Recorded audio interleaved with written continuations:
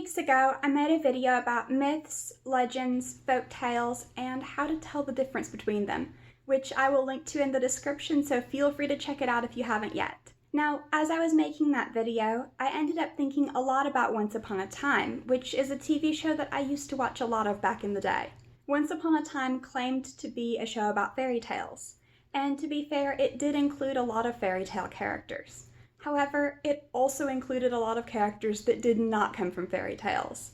And so I've decided that I'm going to go through and look at these characters and what stories they came from, and whether they're fairy tale characters or not, and just take it season by season, starting today with season 1. So season 1 actually had a lot of fairy tale characters in it, and the majority of the characters were either fairy tale characters or Once Upon a Time's original creations. The main fairy tale that season 1 followed was Snow White, and many of the major characters like Snow White, Prince Charming, Regina, the Huntsman, even more supporting characters like the Seven Dwarfs and Snow White's father and the Magic Mirror were Snow White characters.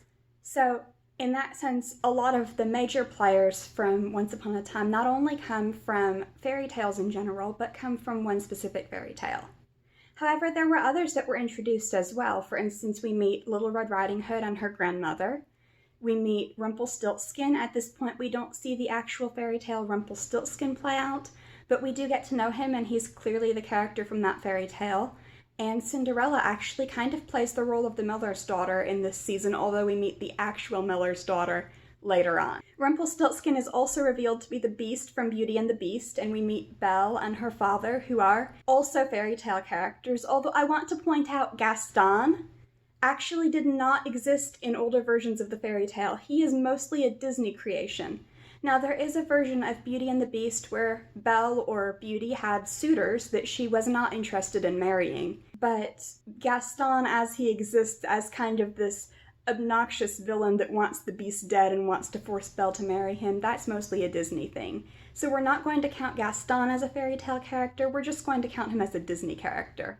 In addition, although we do not meet Sleeping Beauty and her prince, we do meet Maleficent in episode 2. She's presented as an old friend of Regina's, and then she returns in the season finale. She's been transformed into a dragon, and Emma has to fight the dragon in order to save Henry, or at least that's one of the steps along the way.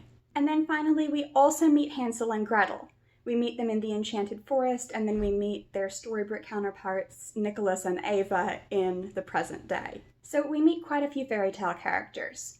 What about the ones that are not? So Emma and Henry obviously are Once Upon a Time's own creation. Snow White and Prince Charming did not have a daughter in the original, and that non-existent daughter didn't have a son. The Evil Queen also did not have a child aside from being Snow White's stepmother, so Henry is completely Once Upon a Time's creation at this point, and so is Emma. There are also plenty of other characters that seem to be Once Upon a Time's own creation. For instance, the whole switcheroo with Prince Charming actually being a shepherd, and we meet Prince James, who is like the opposite of Prince Charming, and King George. Those seem to be relatively original characters. Why would I count Snow White's father as a fairy tale character, but not Prince James and King George? The answer to that is that Snow White's parents are actually mentioned in the fairy tale. The Grimm's version, for instance, begins with the queen sitting at the window wishing for a child with skin as white as snow, hair as dark as ebony, and lips as red as blood, and then goes through her death and the king remarrying. So in that sense, Snow White's parents are fairy tale characters, whereas Prince Charming's are not, because Prince Charming from the Snow White fairy tale, we don't know anything about his family, they're not mentioned. Additionally, we meet Balefire, Rumpelstiltskin's son, who at this point, we don't know if he is a fairy tale character or not. Now, more will eventually be revealed about him, and we'll learn that he is one of the lost boys from Peter Pan, and he is also one of the children led away by the Pied Piper, who is also Peter Pan.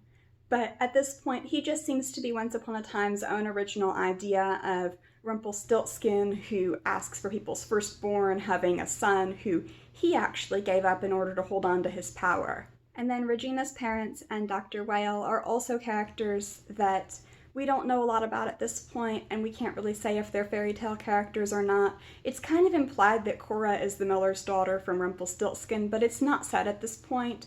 So those seem to be pretty unique characters to Once Upon a Time, but eventually it will be revealed there's actually more going on there, and they actually do come from other stories. Aside from fairy tale characters and original characters, what else is going on Once Upon a Time? Well, first of all, there are characters from classical children's literature, which is not to be confused with fairy tales. Fairy tales are old stories that are passed down orally. Eventually they'll be recorded, they might be elaborated on. There are versions of, for instance, Beauty and the Beast that are pretty intricate and long and detailed and more literary than folktale. But something like, for instance, Pinocchio, that doesn't really come from a fairy tale. It's a Disney movie, but it's a Disney movie based on a children's book. So Jiminy Cricket, the Blue Fairy, Geppetto, and August are all characters from children's literature, not really from fairy tales. The same is true of Alice in Wonderland. In season 1, we meet Jefferson, the caterpillar, and the Queen of Hearts. Alice in Wonderland also is not a fairy tale. It has some qualities in common with fairy tales, and it is classical children's literature that was adapted by Disney, but much like Pinocchio, it doesn't really qualify. And then finally, we also meet King Midas and his daughter Abigail and the Siren, all in the episode titled What Happened to Frederick. In Greek mythology, King Midas is a king who is cursed to turn anything he touches into pure gold, which seems like a blessing until you find out no, it's really anything you touch, including like your food and your clothing and your loved ones. And in the myth, he actually turns his daughter into gold, but his daughter is not made of gold in Once Upon a Time. It's her fiancé that ends up with that happening to him. And then in the same episode, when Prince Charming is trying to rescue Frederick, Abigail's fiancé, he finds this siren who is really loosely adapted from the Odyssey.